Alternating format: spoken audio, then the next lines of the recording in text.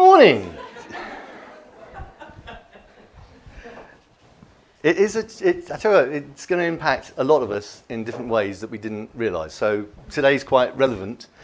So think about it, when we're thinking about a customer journey, think about all the things that can impact it. And, running a hub like this, as Gareth just said, members may get ill, but they still want to be part of it. So, if you've decided to self-isolate yourself, some people might. People who have full-time jobs, and get paid and sick pay may decide to self-isolate quite a lot. 3 or 4 times before they're sure they haven't got it. Wrong one. No? Yes? That one. There we go. Right. So mapping your customer journey. Really, there's a point I want to put in your mind straight away. You have an ideal customer, right? And a lot of the time we spend chasing people who are not our ideal customers. But you have ideal customers. And I want you to keep them in your mind today.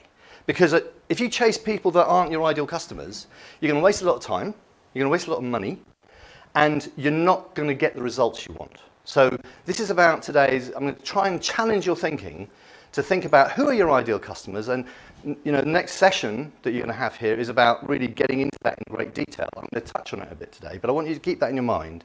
Who's your ideal customer? Because if you can identify them, then you can build a customer journey that's targeted at them. And that's how you're going to get much more results. So why do you bother about even thinking about a customer journey? Why is a customer journey important? Give me some thoughts. Blank. Yeah, but why is the journey important? They want to be on a journey that they enjoy. They want to be taken on a journey that gives them the experience that makes them want to continue. Do they? Well, I thought so. Okay, maybe. What else? Why is the customer journey important?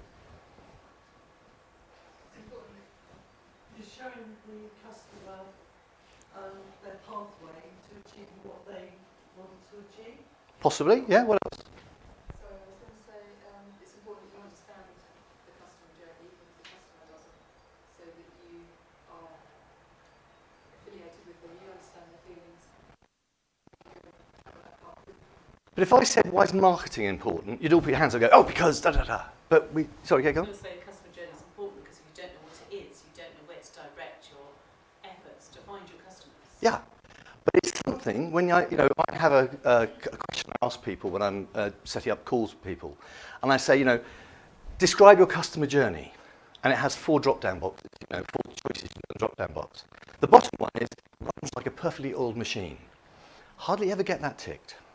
The top one, running around like a headless chicken, tends to be the more common one. Because we don't really think of our business in terms of the customer journey. So I want to try and get you, so yes? So is it from as point of contact where they might get on the hook to the point where they buy something off you? We'll get to that. Okay. I will get to that. But actually it's a bit earlier than that.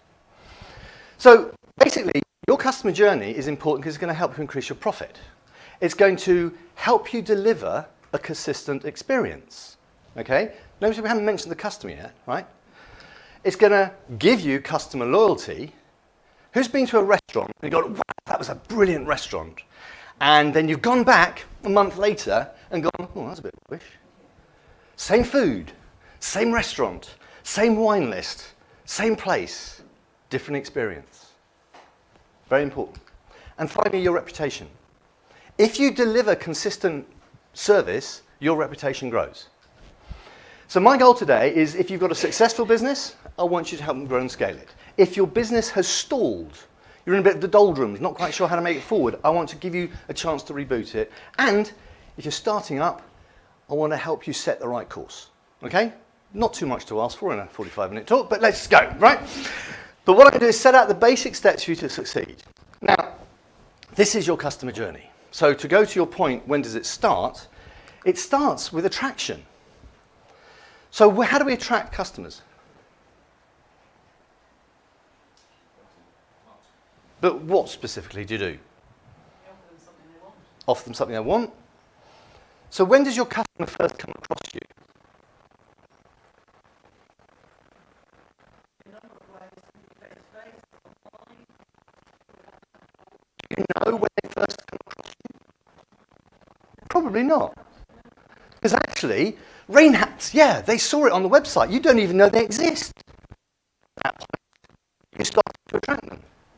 So everything we're doing in our journey is about getting them this consistent experience. So what we put out there in the world is really important. Rob will agree with this, but your brand is everything that influences the relationship between your consumer and your products and services. Yeah, it may be nice colours, nice pictures and all that sort of stuff, but that has an influence on your relationship with your consumer. Everything you do has an impact on that relationship.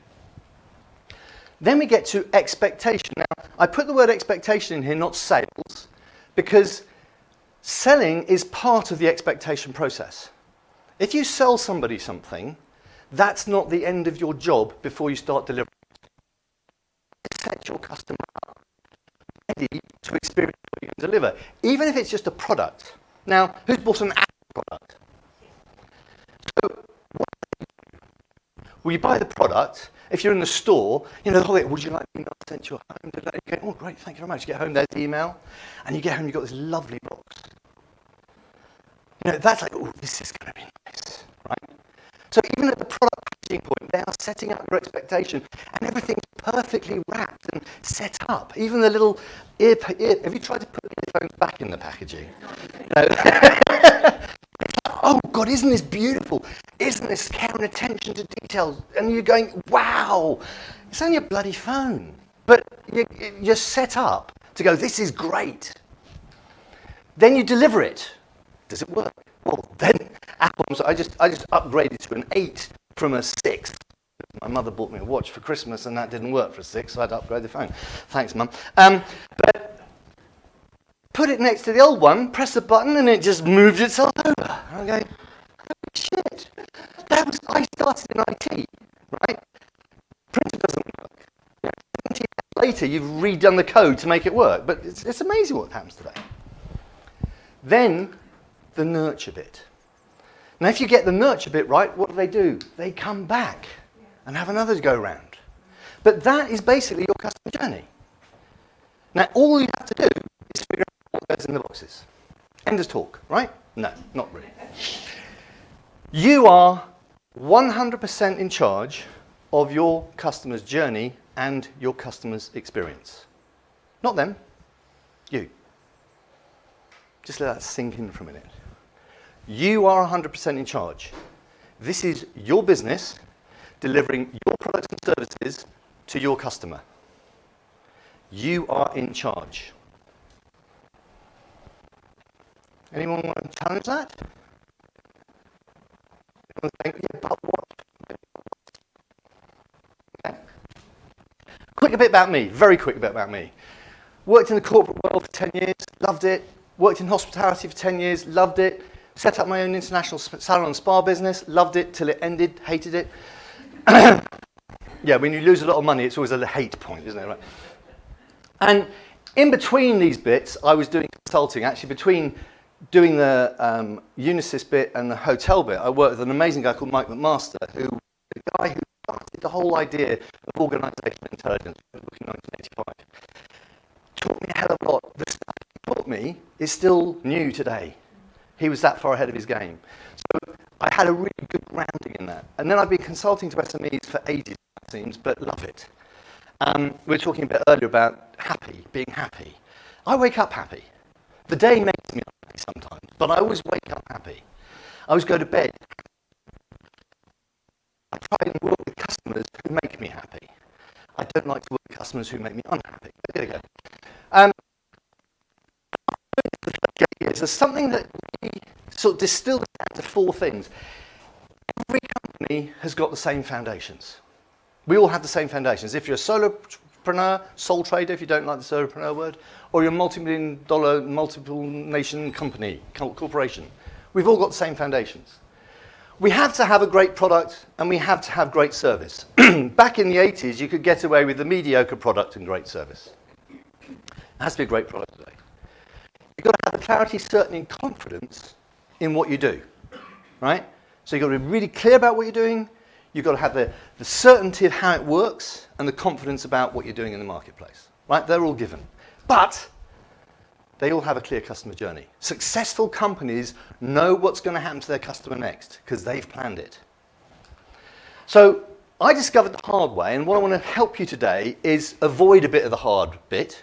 There's hard work to do, but I don't want you to get too many bloody noses, okay?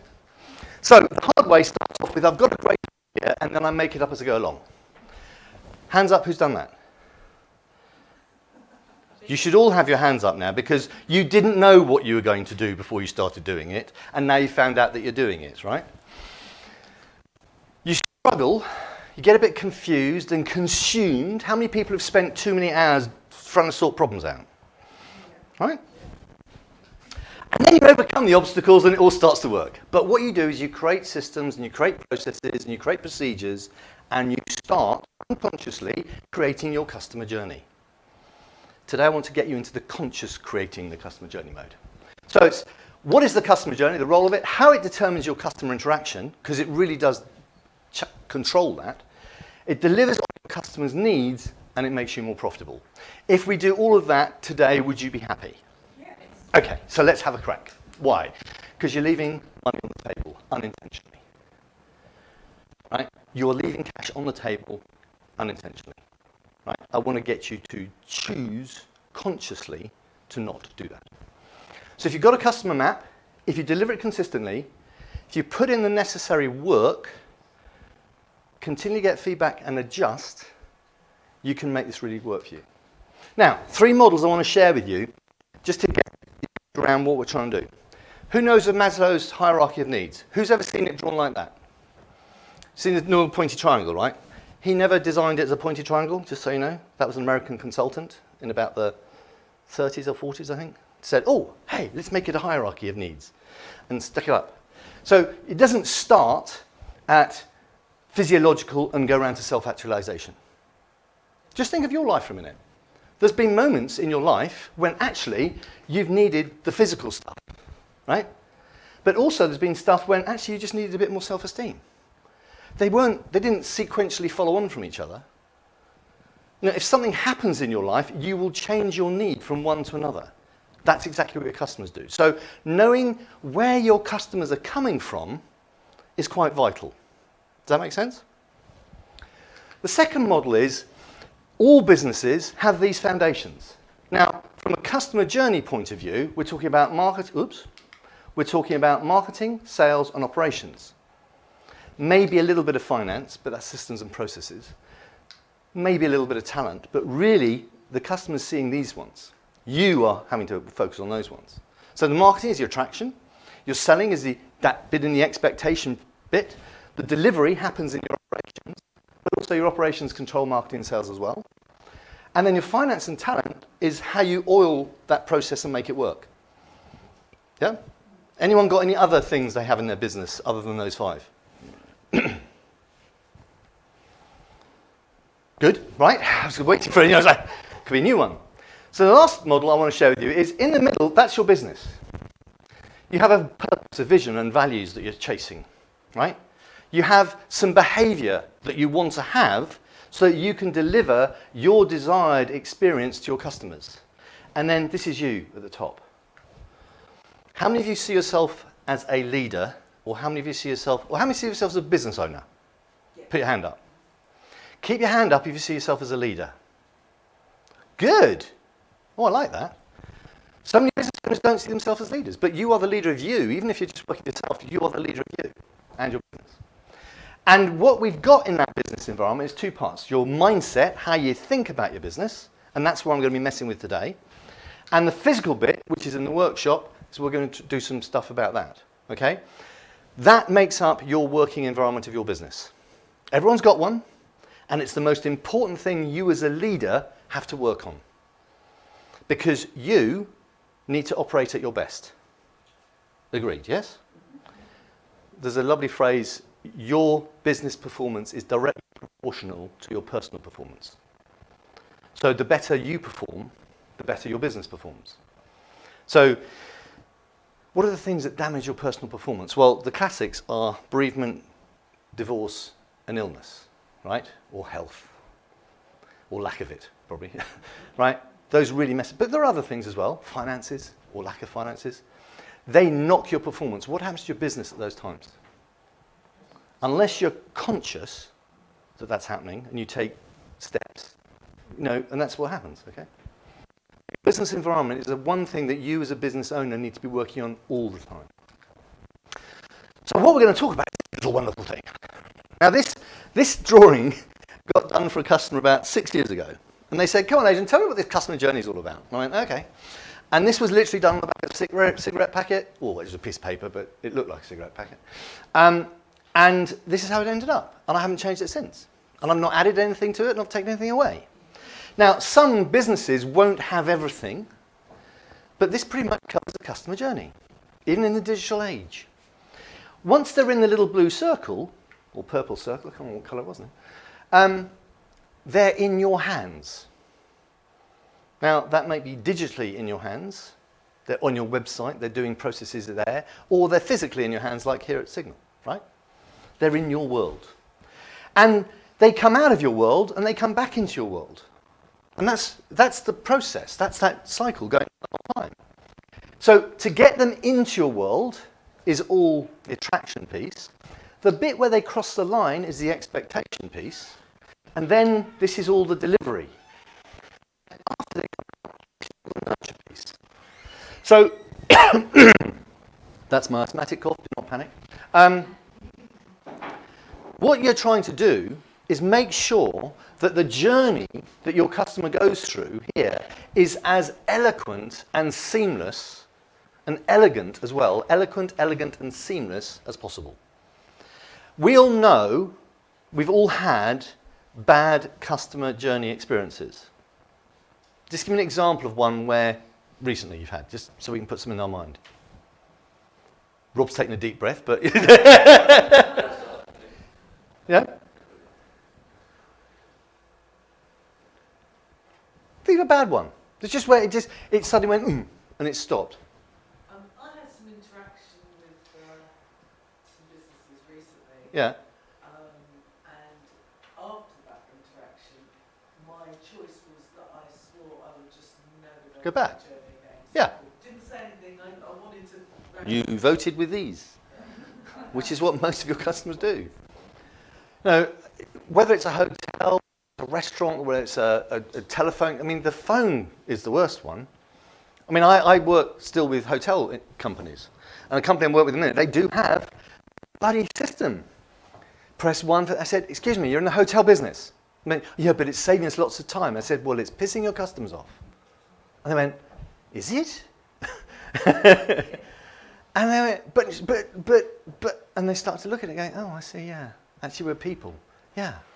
It's going to cost them money to be able to handle the calls effectively, but the value of that cost is engaging the customer better. So it's all different things. What we want to avoid is that. We don't want grumpy customers. We don't want 1-star reviews. We don't want negative feedback. What we want is happy people who've had a great experience and saying thank you. Yeah?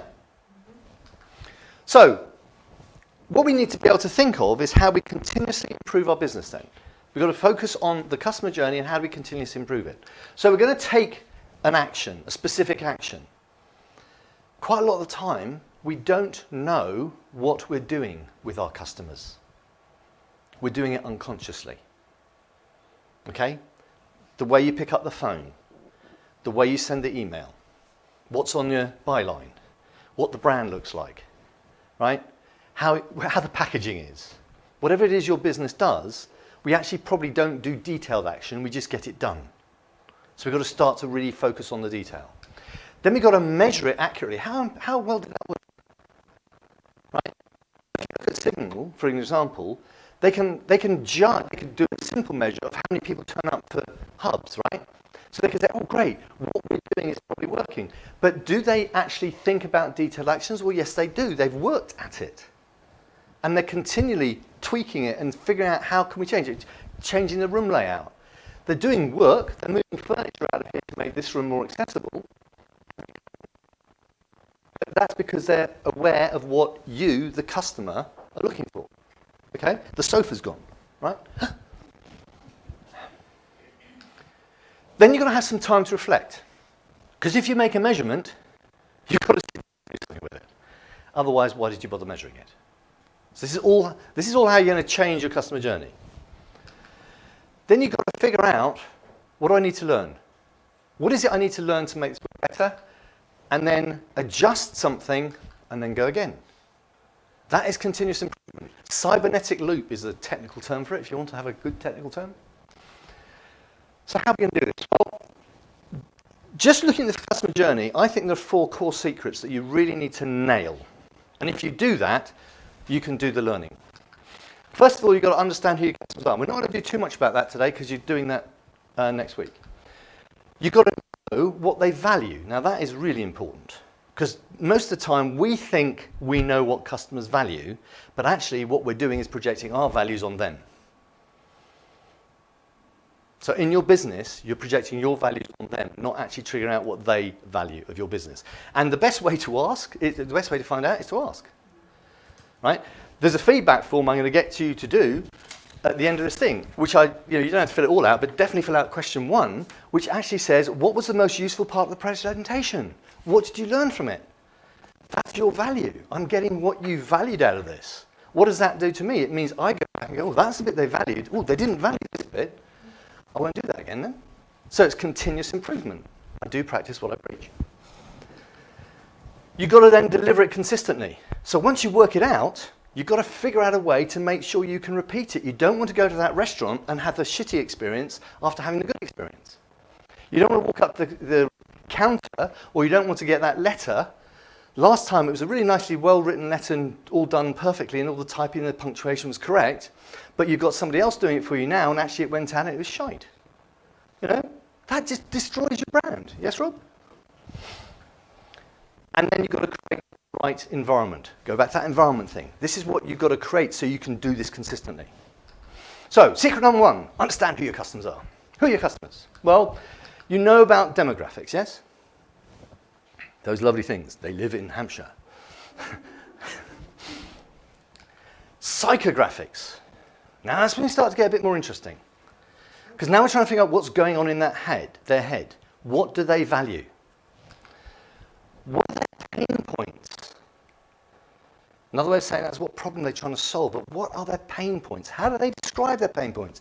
How do they even complain about their pain points? You know, asking people, what is your complaint, is quite an odd question to ask somebody. But if I said to you, what do you complain about your business to your friends?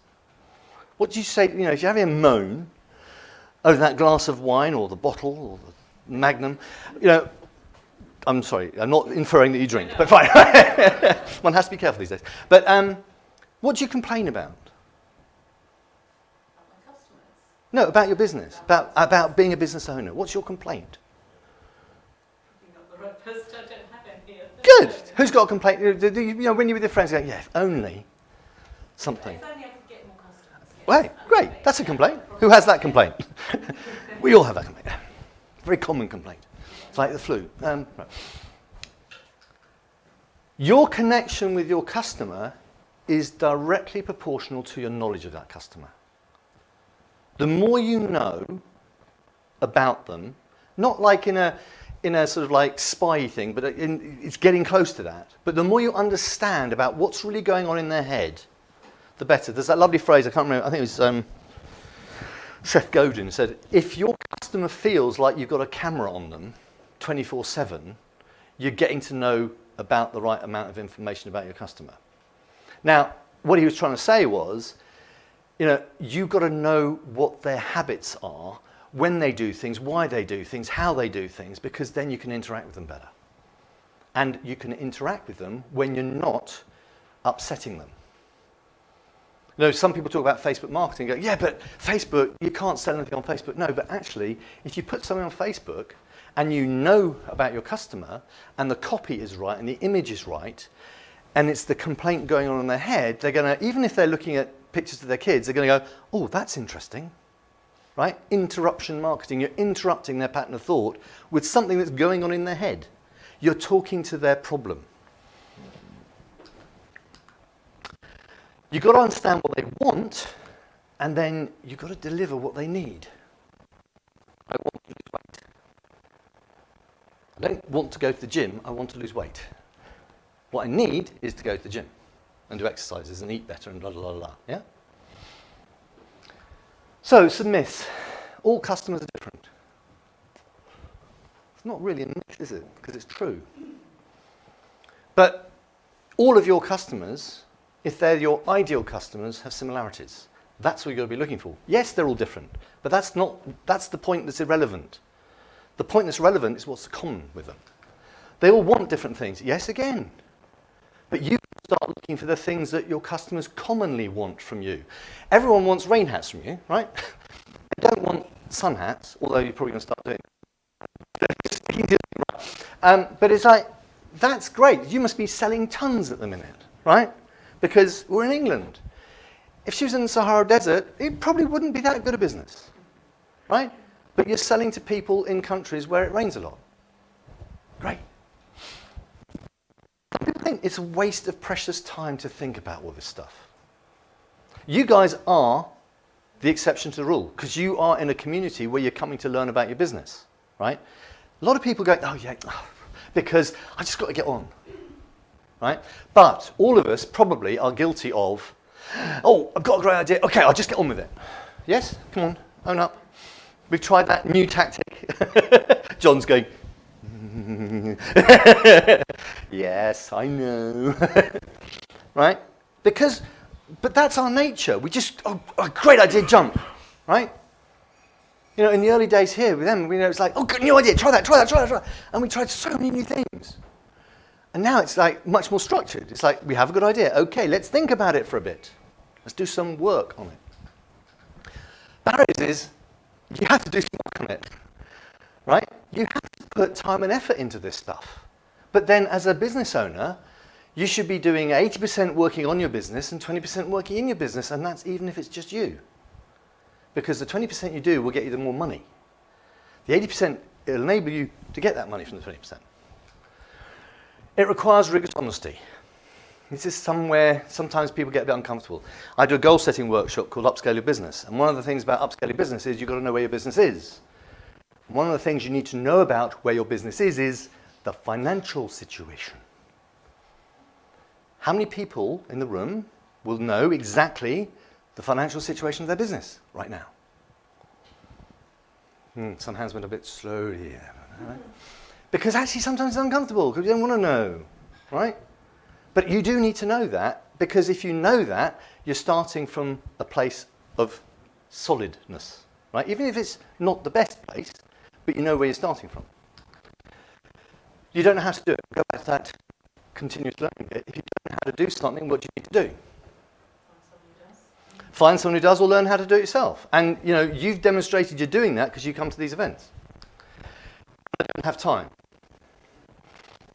Come on, guys.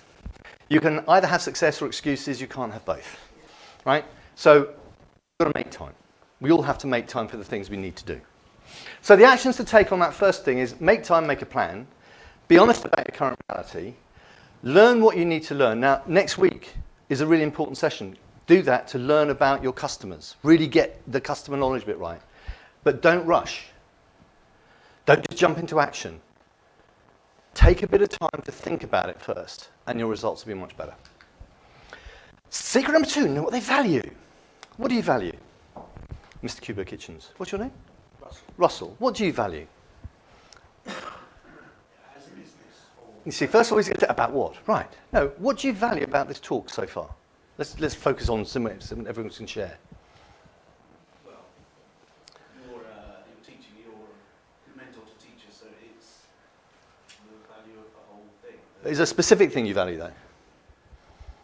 Has something landed and go, oh, that was a good point? Just the one you just made, 80% working on your business, 20%. Okay, right. So something there, something valued. What else have you valued so far? Just pick something that's triggered a thought in your mind.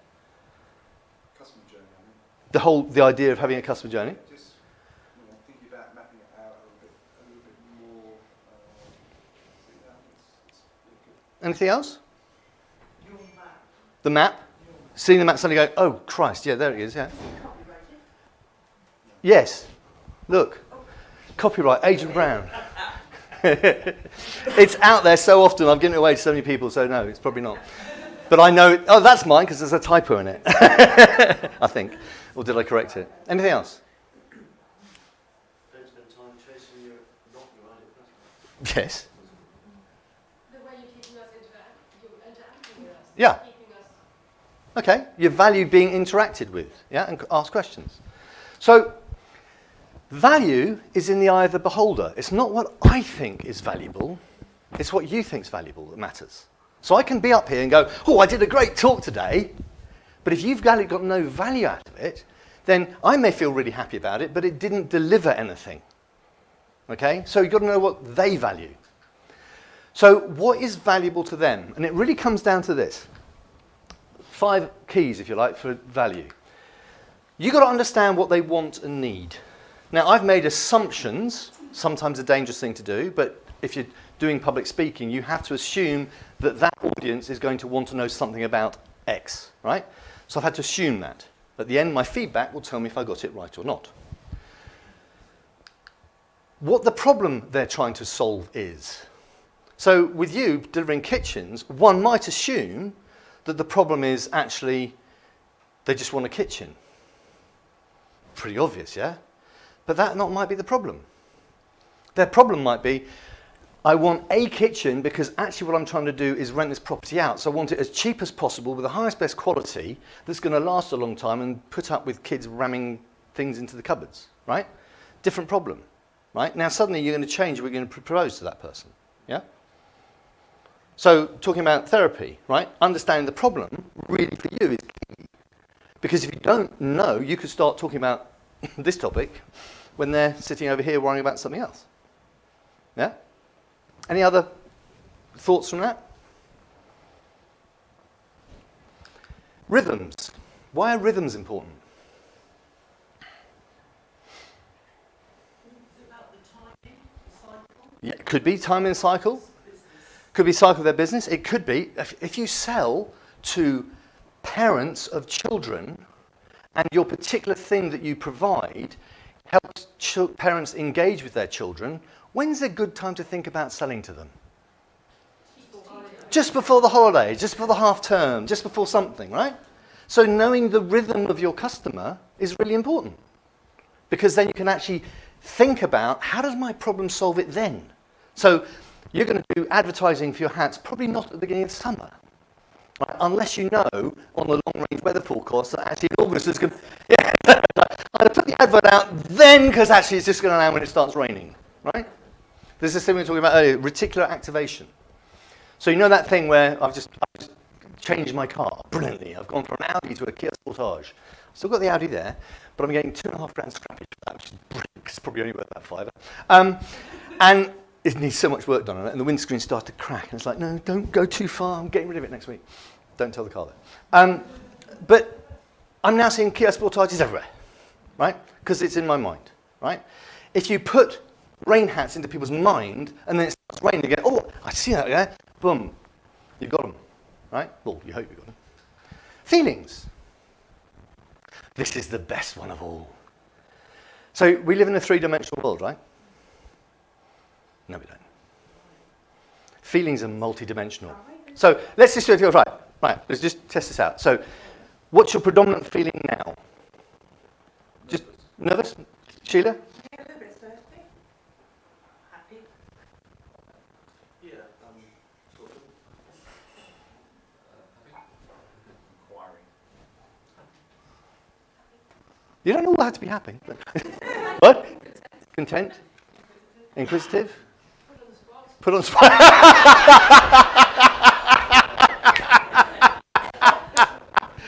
But, so, hang on, 3-dimensional? We got all these people suddenly have got different dimensions at it. So yes, it's 3-dimensional with emotions tacked round. So emotions is when you can really get gritty about your customers. And that may be about the room. I put a post out the other day, which Facebook really annoyingly banned because I did an emotional piece. Mums before half term, or parents before half term. Buy my brain dump exercise, only 29 quid, right? I thought, great, put that out, I'll sell a few, be good. Facebook banned the ad. By the time we got around to getting the ad right, it was halfway through half term. We sort of missed the boat. But it's like, people before half term are stressed and frustrated, and Lou uses the brain dump exercise on a regular basis, and it's like, yeah, it sorts stuff out, it gives you a plan. And it's like, damn, missed the boat. But don't worry, it'll come again at the end of the term time. Maybe holidays are coming. You've got to look after your kids and the business. Get your head clear. So, interests. This, I think, is the weakest of the lot, unless you're selling a product that's really hobby or interest based. So if you sell walks in the Cotswolds, obviously then people like walking holidays are into it. But that's their value. It's all about why it's important to them. So you've really got to get, why does this work for this person? Figure out the when, figure out their problem, but really importantly, after they've consumed your product and service, how's it going to make them feel? What do you want them to feel at the end? We're going to come back to this point in a moment. Now, this is where we're coming back to it. Next slide. Emotional state. So, who said nervous? You said nervous? No, who said nervous? Who said something? You did, right? So, if someone's nervous and they're your customer, or someone's happy, inquisitive, and your customer, are you going to treat them differently? Yeah? Because that's an opportunity for you to behave differently, right? It's an opportunity. Sorry? And to Empathize or challenge or whatever it may be, okay? You get an opportunity to behave differently because of how they are feeling. This is really important in your world of consulting because, you know, what is the emotional state that someone has? I'm using her brochure, right? This is Julia's brochure, so thank you, Julia. Now, what's the emotional state someone has that makes them see that? I don't know. Where do you have these sitting for the people to pick up from? In the place where the ideal customer mill about. Nice answer. But you know, let's say you put them in. You've got a coffee shop, right? And they have a display, and you can put them in there, right? So, what's the emotional state of somebody that's going to pick that up, right? It's, you know, step into your very own journey, family constellations. I don't know that is going to tell anything to me, right? And I'm not trying to critique that, but it's like somebody's going to pick that up and go, yeah, I'm thinking that. I'm struggling with my story, okay? They may not understand story. So the language we use has got to connect with people in emotional state. Your ideal customer's emotional state when they come to you is what? For you? Despair. Okay, I know that sounds horrible, but actually you have a product that helps people out of despair, right? So maybe when we're talking about our product or our service, we've got to connect with that emotion. So think about your product for a minute. What emotional state are your perfect ideal customers in before they find out about you? Yours are probably thinking, how can I save a bunch of money on my HR without paying whatever it is, you know? How do I not, to avoid the tribunal again, or whatever it may be, right? So what are some emotional states people have before they come to you? Rob, what's the emotional state someone comes to you in, ideally, if you're your ideal customer? So it's an aspirational emotional state. It might be a solution aspirant, like how do I improve my brand because somebody's told me it's shit, right? Somebody didn't like my business name the other day. I'm going, to be to serve, it's lovely, I like it, but maybe I've got to change it, I don't know. If you can identify the emotional state that they arrive in, the thing is then to make very small steps because you want to, every step of your business, every step in your customer journey changes the emotional step of your customer. Emotional state of your customer, sorry. So you meet them. That changes their emotional state. It makes them feel more welcome. It may make them feel less nervous, more comfortable, more relaxed, maybe more inquisitive, right? Then you're going to do something, right? At the end of that, what emotional state do you want them to be in? So Rob, somebody wants to upscale their brand, for example, they come to you for the first meeting. How do you want them to feel at the end of that first meeting?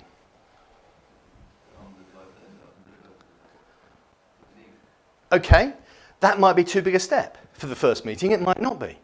You know, the first meeting, it might be go, oh, actually, yeah, I hadn't thought about my business like that. That's really interesting. Maybe I should do something about that. I need to talk to Rob more about this.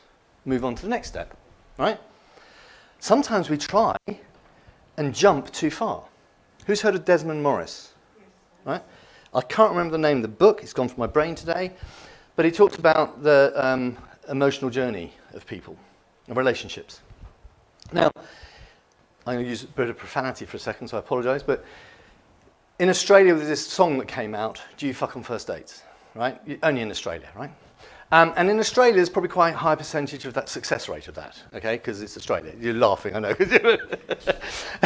But anyway, no, but you're in Australia, weren't you? Yeah. That's right. So I remember these things. And if you go to Norway, for example, that ain't going to happen, right? If you go to Sweden, it's definitely, in Sweden, it's like the long build-up of a complete stranger to a good friend takes quite a bit of time. I worked there for a while, and in my last week of the 6 months I was there, the managing director invited me to his house for dinner. Now, we spoke every day. We worked together every day. But by then, he trusted me enough and felt comfortable enough to actually invite me to his home. In Sweden, that's a big deal, right? So the small steps are the ones that actually you can do to take to get there. If you try and jump big steps, not only can it really overwhelm you, but it can really screw up the relationship. So go as slow as you can to get the job done. Sometimes that may mean running really fast, admittedly, but go as slow as you can to get the job done. And really understand what is the emotional state I need my customer to be in to take the next step. So what emotional state do you need your customer to be in to take the next step along your journey for you when you first met them? Yeah? A bit inspired probably by the idea of what's going to happen.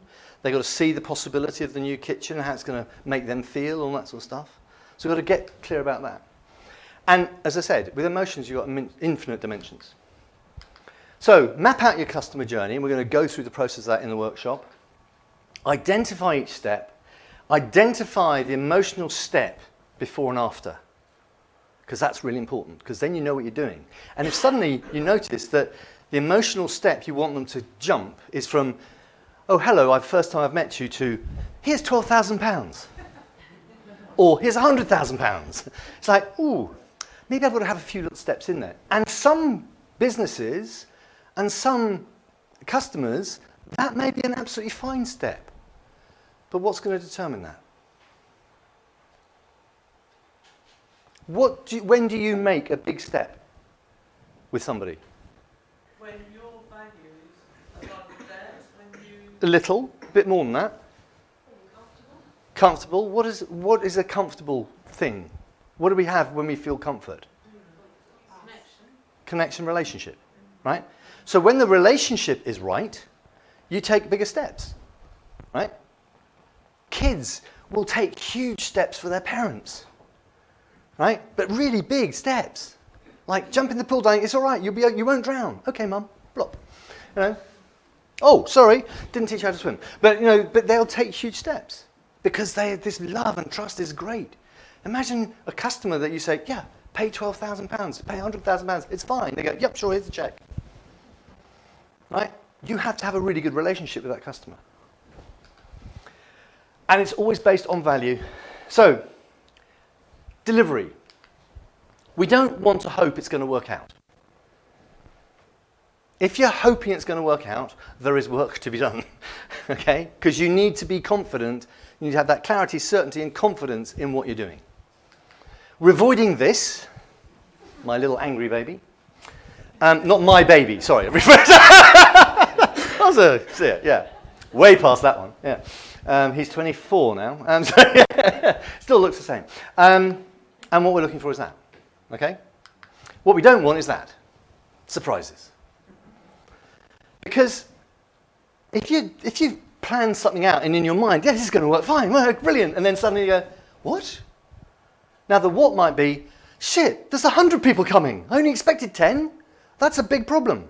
You're going to have a massive fail, right, on experience for your customers. You might be able to wing it, but Lou and I know that in the hospitality industry, that's your worst nightmare. We don't mind if only 5 people turn up. We're going to pour service on them amazingly.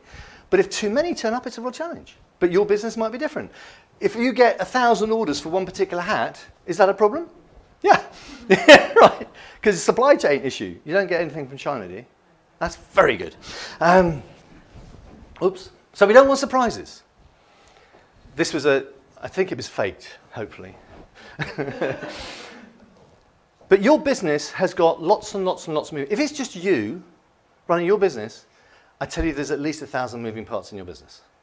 But you may only be aware of like 3 or 4. But there are thousands. And every single step in your business is linked to the previous step and to the following step. Now, if you're in production, you know that absolutely down to a T. From building a brand, you know that down to a T. Building kitchens, you know it down to a T. Some of us, though, forget that.